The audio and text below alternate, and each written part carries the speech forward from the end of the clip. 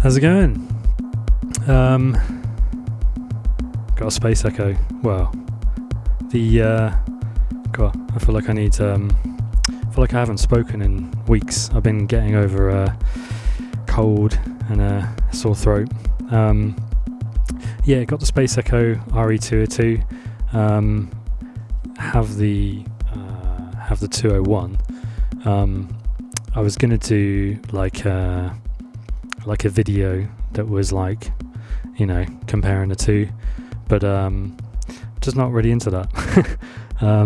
So I figured I'd do I don't know, I just figured I'd turn it on, see how it sounds, kind of do something with it, see what ends up sounding good, not sounding so good. It feels like my voice is incredibly bassy. Maybe just the tone of a broken voice. Yeah, but it's I'm really impressed with it. I literally had this arrive this morning. I've had like probably a handful of hours with it, just kind of comparing, trying different routings, seeing how it feels. I think for me, having got the 201 and I had the RE-150 when I was like 15 or 16 or something, so that's got to be nearly 30 years ago now. And the 150 was really cool, didn't have the spring reverb, but has this kind of like very immediate, you know, you can just turn dials, and it's just a very reactive sound. And it's because it's real tapes, it's real spring reverb, you know, real springs. And it's got, you know, although there wasn't a spring reverb on the RE50, but just that kind of reaction was really nice. And then, you know, got rid of it because it started to warble, and as a kid I didn't understand kind of if it was going wrong or what, and it probably just needed fixing, so I got rid of it, regretted that, and then bought the 201. Christ, it must be 2012, so quite a few years back, and really like it. It's just with the additional spring reverb and some of the additional delays and settings and things, it's really cool. They're really heavy, and they're really temperamental, and they constantly need tuning. Sometimes if I've not used it for a while, I turn it on and it's just like the tape's not spinning round, or like the wheel needs to be adjusted. There's like a rubber wheel that kind of pushes the tape around. It's like a really precarious, balanced machine. And yeah, I've kind of had to sort of tune it myself, which took 2 attempts and an electric shock. I'm not a DIY person, and I had it plugged in while I was adjusting it and touched the power supply. Don't do that. It was quite amusing, but yeah. Anyway, so I can't take that live because it just weighs loads and it'll probably break as soon as I move it. So kind of thinking about the live stuff and how I can kind of feel comfortable with familiar gear, but like a more condensed or more kind of smaller footprint. Hence the Mackie, which you may have seen in a previous video. This, I've literally got it back out. The last video was, the video it was in previously was the last time I got it out, so I've just got it back out again. Been kind of busy with work stuff, and then I figured, you know what, like I'll get the 202 because I'd seen it in the Roland store in London. Really impressed with it. And it kind of, I mean, they had it through like a guitar amp, and the guy, bless him, was playing like guitar sounds. I'm not a guitarist, so didn't really he wasn't selling it with his guitar. But immediately I could hear, or maybe it was, immediately I could hear like this thing sounds and reacts like the real, or like the original. They're both real, obviously. This is made of real stuff. And I thought, you know what, maybe this is a possibility. So I've been broke for ages, so I have some work coming up. So I figured I'd spend the money I don't have early in the hope that pays off. And I've just been playing around with it. Really feels and reacts much like the original, which is amazing. Like, it does sound different. I'm not really going to do like ABs because they're just, I don't know. I mean, there's some cases for it that it makes sense, but for me personally, like if it sounds good and you can use it, then that's good. I mean, I think like comparison videos are quite useful for like you know, like I don't know, if you want the original and you can't afford it, or you haven't got access to one or whatever, then is it like the original? So I mean, pretty much in most cases, no, they're not, because they're always different. And it depends what you're using it for. Like, does it have the same, you know, because it's new, it's going to be different, because it's got different qualities, it's going to be different, you know, the feel is different. So there's always something that's different about it, and it just really depends where you're coming from. Speaking of originals, actually, so the sound that we were hearing it's basically the 101, the original, and, or no, not my original, but I had to buy it again, and the 606, again, the original, not my original, it's the fourth one. Don't sell your equipment is the lesson there. So it's just basically a 101 and a 606, which you can hear now. This is just the dry with EQ. So yeah, you got like a bass line, like 3 notes, and a very quiet tom, and not so quiet bass drum, which is, and the ticking, which I particularly love on the 606. I think the hats maybe just tickled on, but if you boost up the volume of the 606 without the main outputs that loud, you get this ticking quality, which is kind of reminds me of like a gate, like on a, you know, on any kind of modular receiving gate stuff. And of course it hisses, which I like, the 101 simple bass stuff, and the rest of it was all the RE-202, which is, and obviously I was playing around a bit with the auxiliaries and stuff on the Mackie, but yeah, like it just has, I'd say it's got more, it has definitely got more of a live and malleable sound that you can get out of this than you can out of the original. So the original's got a very, it's just got a slightly different quality to it. Like the way the tape saturation works is is very different. It's a bit more, but obviously you've got different tapes and stuff that are gonna kind of make that difference. This is digital, so you know, but the saturation has got like it's more brighter in some areas, and it reacts differently in it kind of the certain. It's really hard to describe, but when you're kind of having it through tape, you get these weird, certain frequencies will come forward more than others just because of the nature of the tape. And obviously you can change the tapes in the original. This has got like a fixed, I guess, algorithm, or, you know, sort of preset that is the tapes. It doesn't have optional or different tapes, which would be quite cool. But the reason I mention that is because that kind of influences the way stuff comes forward and backwards, like in the mix, I guess. So the saturation kind of does some stuff that kind of plays around with heavy tape saturation. It kind of hammers the sound. So like if I put the delay up, so this is the 101 dry. This is the 101 with the effects. So if I just put the effects on, because I can on this channel, versus, so obviously there's some EQ difference, but you can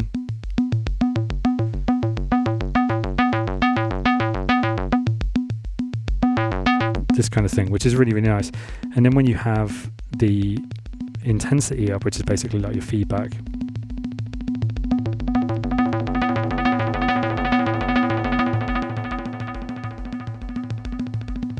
so you get some kind of interesting qualities there, which is quite cool.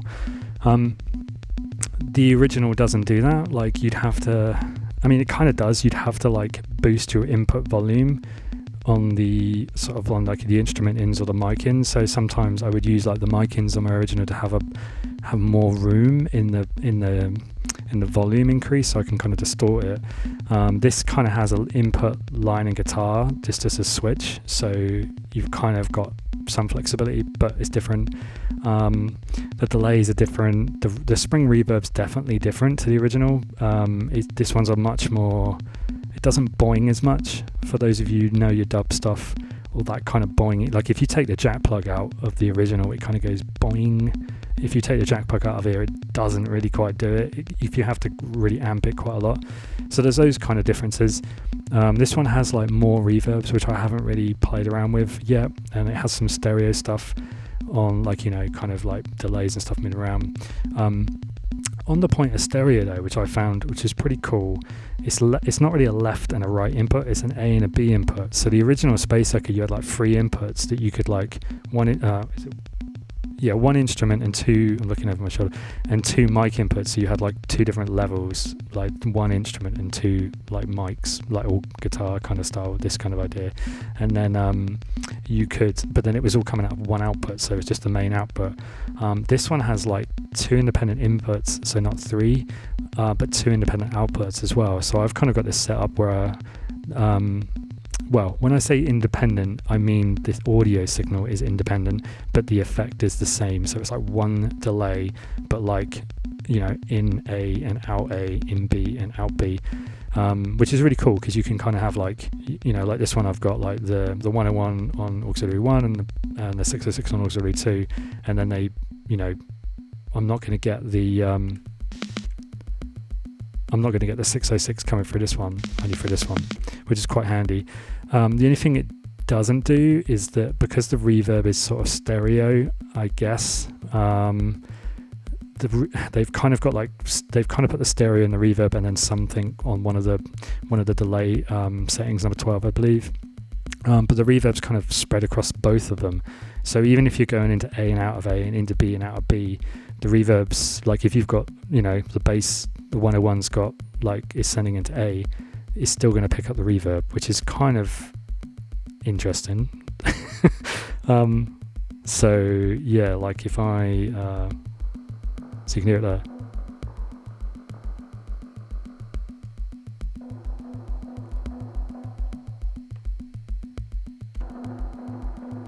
So yeah, so it's out of both, which is kind of weird.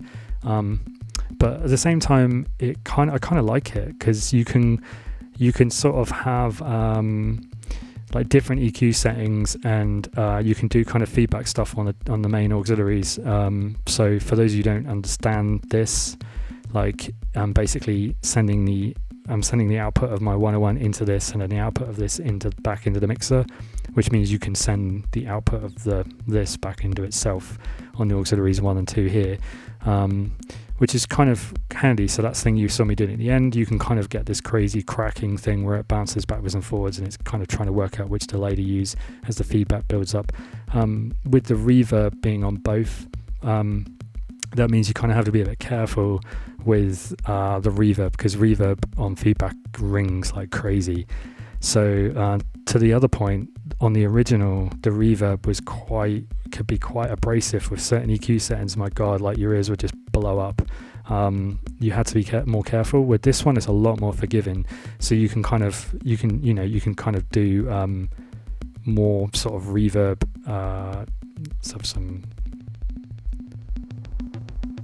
So for example, we've got like some reverb playing here. I mean, this is with the mids and highs up as well, so let's put some more saturation. So that, you can hear that. So there's quite a bit of space, like that might seem scary, right? But if you had the original one, like it's way more scary. So that's kind of quite useful. And the cool thing is with the saturation, like you can, as I did there, as you kind of building out the feedback, you can start saturating it more, and it kind of breaks the signal, so you can kind of control the intensity, which is really neat. You could kind of do it on the original, but you're not turning up the saturation, you're turning up the line level in, so everything gets louder.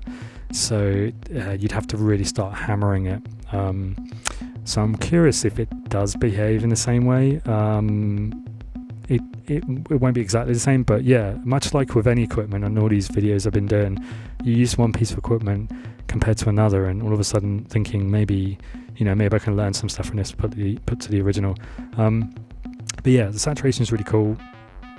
Just to have, it's almost like a filter, like, so I think that's really cool.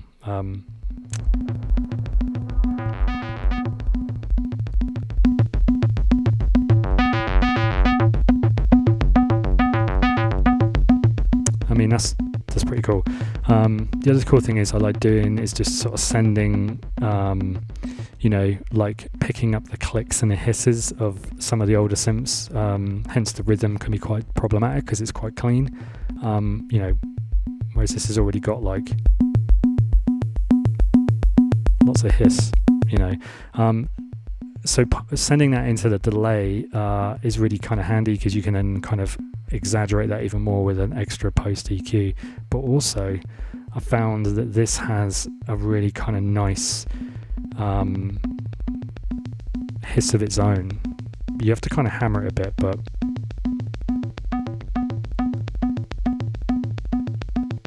versus the old. So there's two tape models. There's like yeah, what am I on about? There are two tape models. A friend of mine asked me, are there different tape models? I said no. Do you know what I was thinking was it would be good to have different tapes, like different manufacturers of tape. That's what I was thinking. But there is an old and a new, or aged and a new. I quite like the new, actually, which is surprising, just because you can kind of get that hiss. The aged, you don't really get it so much, but it does have a nice quality as well. So kind of liking that. What else is good on it?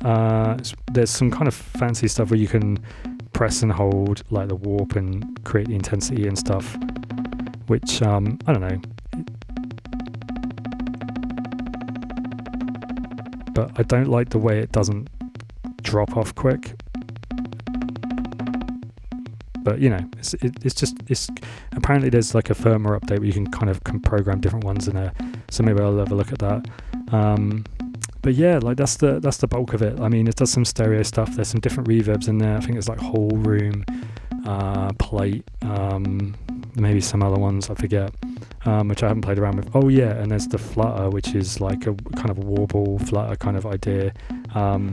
Yeah, wow and flutter, which kind of just emulates that sort of like on the original Space Echo, you've basically got a rubber wheel, and then the tape goes around all these heads and then kind of goes through some brushes, like basically some foam, to kind of keep it in check, to keep it in line. So you're basically trying to have this tape drag delicately over the heads, or the multiple heads for the delay, and then this wheel is just sort of pushing it on, and then the wheel is obviously on a motor kind of thing, and then when you turn the rate up, the motor spins quicker. So it's a real kind of balancing act, and that rubber can sometimes, if it's too close to the tape, and we're talking like, you know, there's a kind of adjuster in there with you have to use a screwdriver, and if the wheel's too close to the tape, it just slows right down, so you don't get like high enough speed, because the motor, probably because it's old, or at least mine, won't speed the tapes around quick enough, because it's too tight to the tape.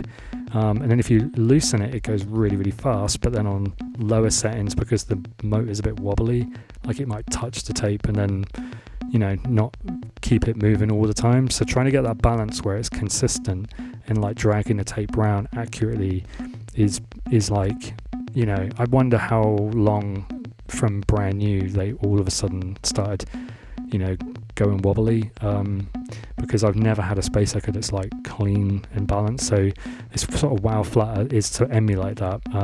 It just kind of gives this kind of wobbly,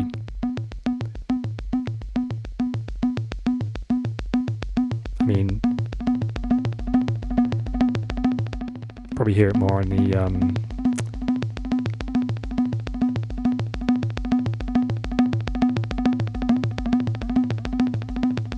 kind of idea. So I'm kind of pleased it's like quite subtle,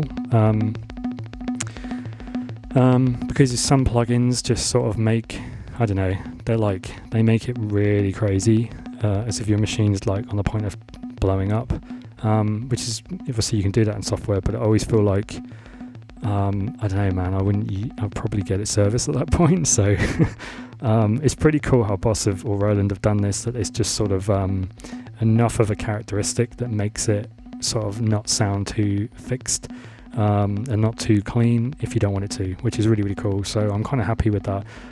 Also the feel of it is really similar, and the layout is very similar. So in terms of like doing stuff live and having a quick ability to sort of like work with the sounds and know kind of roughly what it's going to do, this is very intuitive if you've used the original. And also I'd say if you haven't, like it's pretty, it's just like you can just turn the dials and it just sounds cool in pretty much lots of configurations. So yeah, I'm really happy with it.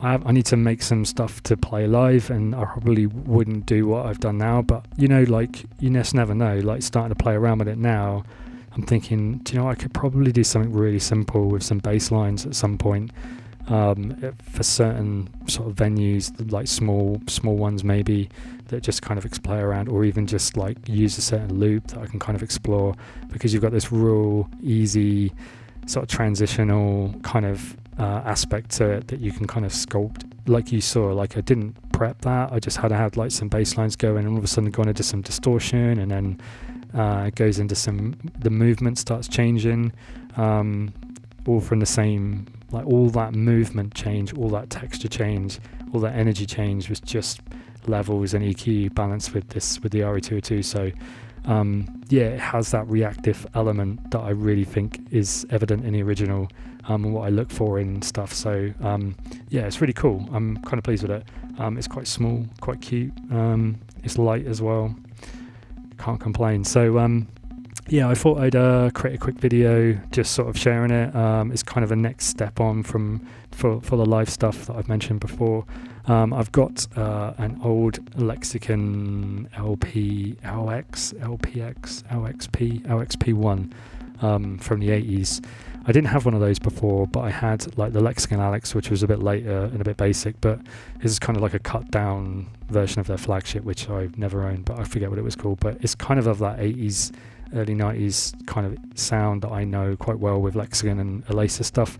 So I'm kind of hoping that's going to arrive either tomorrow or Wednesday, and I'll do some videos with that as well. And I think like that will probably be enough, right? Like Space Echo for some kind of texture and manipulation stuff. The Lexicon will be a bit more rigid, although you can edit and stuff, I believe, in MIDI and everything. So but I probably a bit of set and leave it maybe to create some reverb, and then the rest is probably going to be in the rhythm. So I'm not it should all fit on this table actually, so maybe I'll do some live kind of exploration videos this week maybe. Now I'm feeling a bit better, but yeah, I think that's it. Pretty neat. They're not expensive, but they're not cheap either.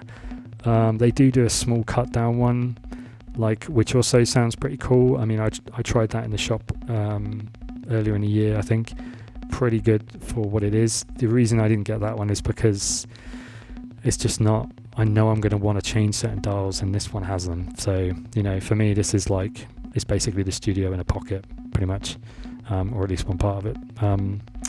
So yeah, pretty cool. I'm gonna leave it here, and gonna have some fresh air and some hot lemon and ginger, I think, as I try to fix myself. Nice one. I'll catch you later. Cheers.